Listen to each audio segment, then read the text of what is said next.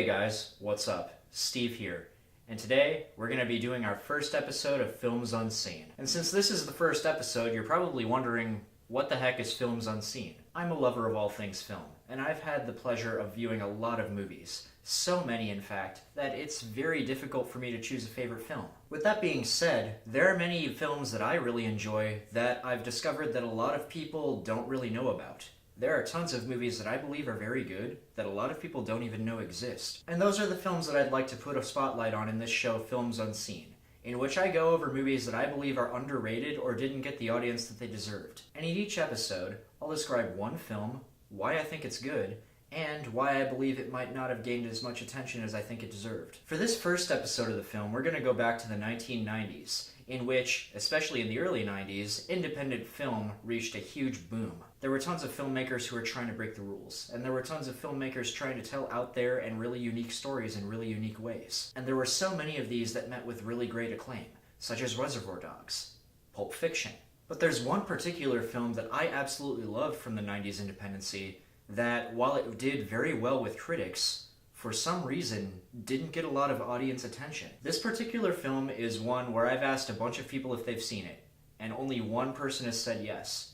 And that person agreed that it was a great film. The movie I'm talking about in particular is the 1994 drama Fresh.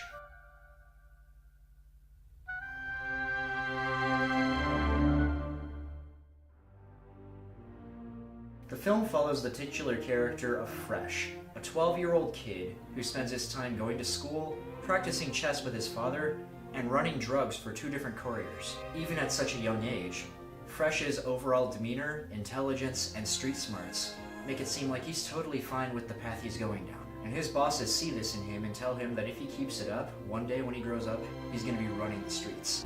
Only reason you ain't the man is you still too goddamn little, but you get bigger, you gonna be the man. As certain events unfold, we learn that Fresh is not at all okay with his particular situation, and he desperately wants to escape.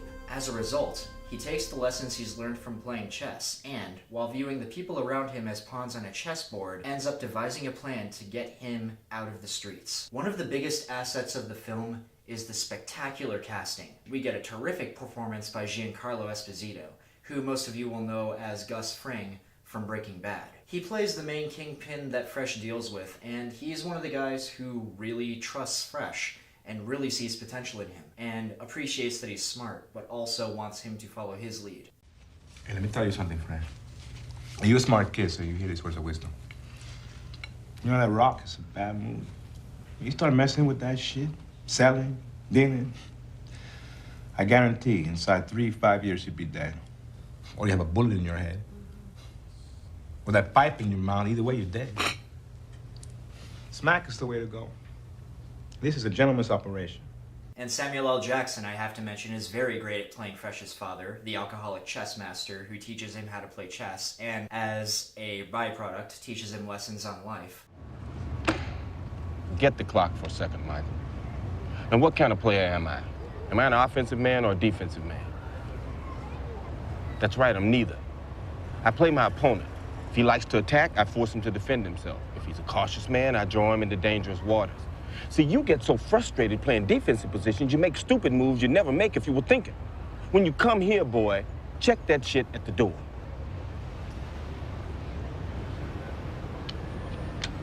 It's good. It's better. Still gonna kick your ass, but that's better.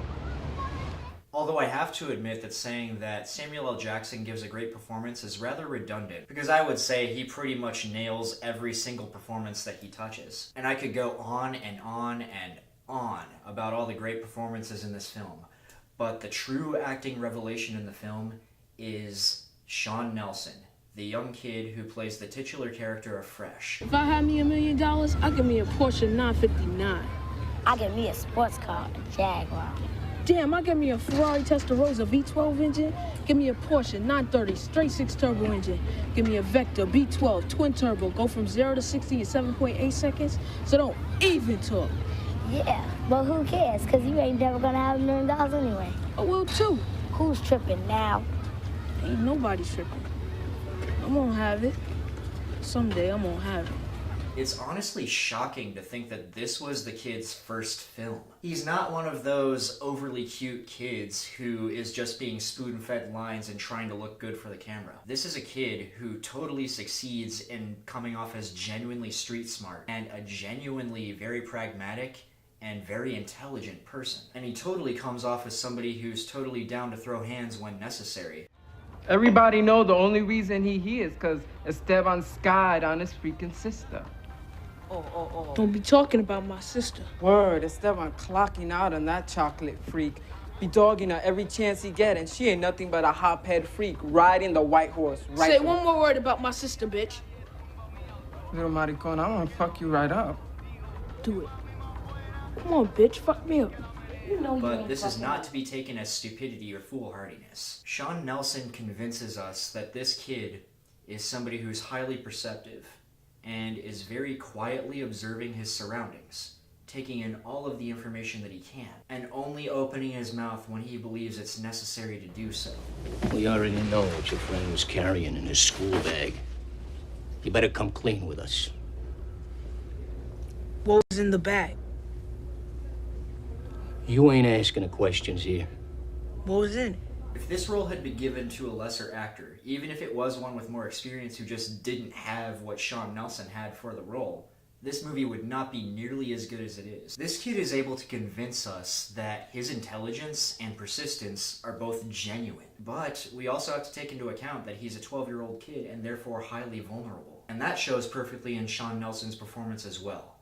In short, his performance as the title role character of Fresh is nothing short of unforgettable. Sean Nelson won the Best Debut Performance Award for Fresh at the Independent Spirit Awards. He got nominated for the Young Artist Award for Best Actor in a Leading Role. I'm thoroughly convinced, and I'll get to this a little bit later on, that if certain things had come into play, and if certain things that happened in the year 1994 didn't happen, this kid would have been nominated for a Best Actor in a Leading Role Oscar. I'm not even joking. This kid is that good. And all of this leads me to another one of the film's major strengths, which is just, in general, how it handles its story. It's the story about a 12-year-old kid trying to devise a plan to get himself out of the streets and out of a drug ring. And we get to see this play out in very many surprising ways that you wouldn't see in a lot of other movies. Now let's be honest here. If you were to hear for the first time that you were going to watch a movie about a kid taking lessons that he learned from chess and looking at life as a chessboard and the streets as a chessboard and trying to devise a plan and look at people as pawns to get himself out of the streets and trying to have everything fall into play exactly how he needs it to fall into play, it would sound unbelievable. You might even think it would sound stupid. But Fresh does something beautiful with this.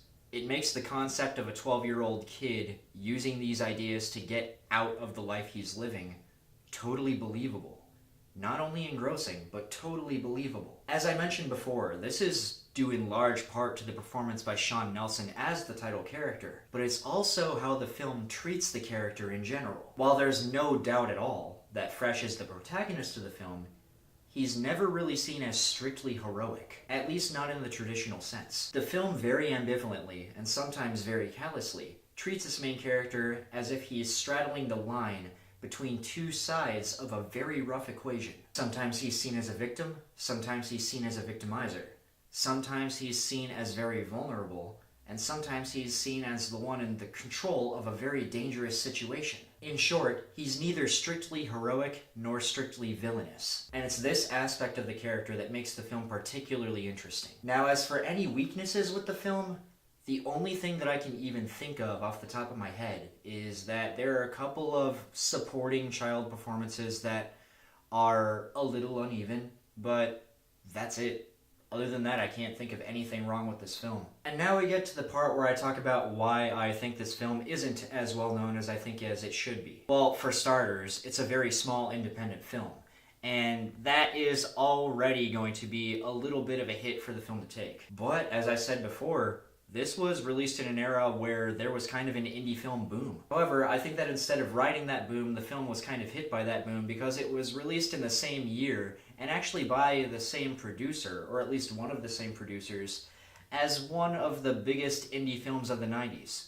Pulp Fiction, often seen not only as one of the best indie films ever made, but many regard it as one of the best films ever made. And while I love the film Fresh, I do think that Pulp Fiction is a better film, and I think it's the one that more people would talk about. So you have a film that's very small, very low budget independent film that is a very dark story with a kid as the protagonist, and arguably that could shrink the audience even more because a lot of adults won't be very akin to the idea of watching a film where the lead actor is a kid. And not only is it coming out the same year as Pulp Fiction, but it's also coming out the same year as the studio giant, and often also considered to be one of the best films ever made, Forrest Gump. Which takes me back to my Oscar comment. We had 2 Oscar nominees for Best Leading Actor right there, Tom Hanks and John Travolta. With all of this coming into play, it's really not that hard to see how this film could slip through the cracks. Even so though, it is a mystery as to why so many people don't even remember it.